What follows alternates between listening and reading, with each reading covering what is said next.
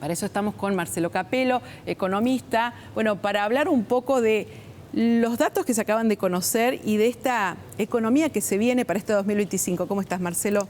¿Cómo estás vos? Muy bien.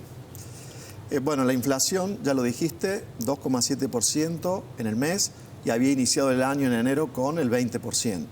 Y en diciembre del año pasado había sido 25%. O sea que en diciembre del 2024 prácticamente la inflación fue la 10ª parte de lo que fue un año atrás.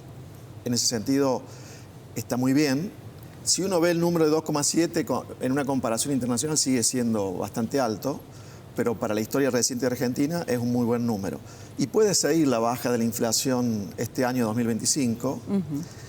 Primero porque la tasa de suba mensual del dólar, del tipo de cambio oficial, va a pasar del 2% por mes a 1% por mes desde febrero. Eso es interesante hacerle saber al televidente. ¿Qué significa esa baja? Sobre todo porque tiene que ver con el valor de nuestro peso, ¿no? Tiene dos aristas. La primera es para la inflación. Hay muchos bienes cuyos precios se forman en gran medida en base al dólar.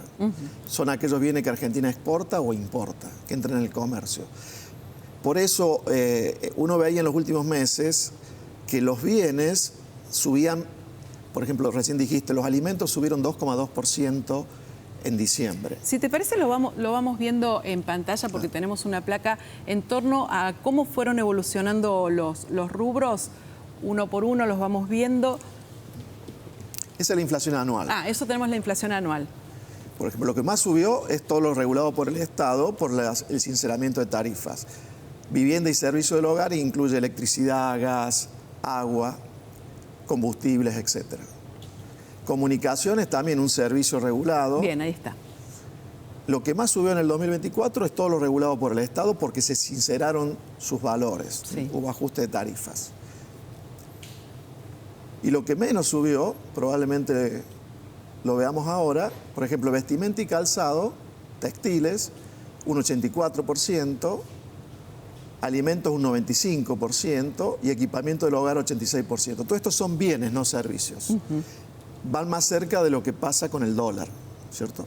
En cambio, los servicios podemos dividir en dos grupos. Los servicios que son regulados por el Estado, sus precios suben si el Estado autoriza subas, como ocurrió el año pasado, y el resto de los servicios no regulados que siguen más la evolución de los salarios. Bien.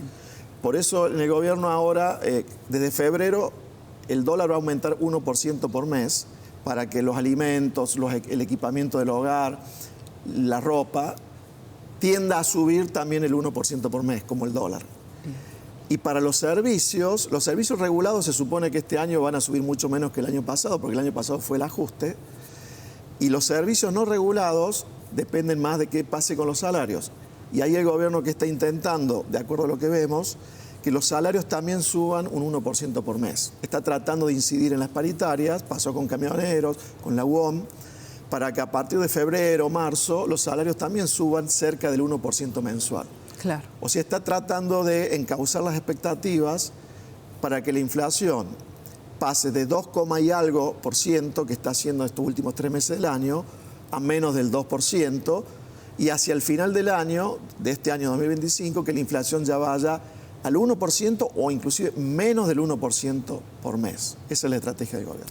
Es la estrategia del gobierno. Y vamos a hacer un poco de historia reciente, ¿no? Porque, ¿qué ha pasado con la inflación desde el 2020 hasta el 2024? Si te parece, lo vamos a ver en este gráfico. Porque tenemos que tener en cuenta lo que pasó en el 2020. Estamos hablando de otra gestión, ¿no? La de Alberto Fernández. Y en este caso nos vas a poder ir contando el sube y baja de una inflación que termina el 2024 con ese descenso. Pero ¿qué fue lo que estuvo pasando? ¿Por qué subió tanto del 2020 al 2023? Incluso si vamos más atrás, la inflación durante varios años... Sí, de economía podríamos hacer un gráfico enorme, pero dijimos, bueno, agarramos una parte nomás, sí, sí. ¿No? Durante varios años la inflación estuvo entre 20 y 30%, el gobierno de Cristina Fernández, al inicio del gobierno de Macri.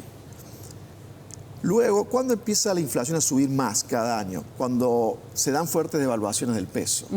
2016 con Macri, y después 2018, 2019 con Macri. Y ya más recientemente, por eso del 2020 también la inflación ya es mucho más alta. Y en el año último de Alberto Fernández y el anterior, ya la inflación pasó a ser de 2 dígitos, perdón, de 3 dígitos anuales, superó el 100%, ya no solo por la suba del dólar, sino también por la generalidad de la política monetaria, mucha emisión de dinero, además de la suba del dólar. Todo eso fue confluyendo a una inflación del 211%. Imparable. Del año 2023. 211%, y con Milei el primer año terminó en 118%. O sea, casi que baja 100 puntos, ¿no? Ahora, para el año que viene, el gobierno es muy ambicioso, espera que la inflación sea 18% en el año, medida en diciembre de este año, no del año que viene, sino ya de este año 2025. Y las consultoras hablan de un 25, 26%, o sea, también una inflación mucho más baja. En todo caso, volveríamos a esas inflaciones más de los años 2007, 2008, 2009, que sigue siendo alta. Claro.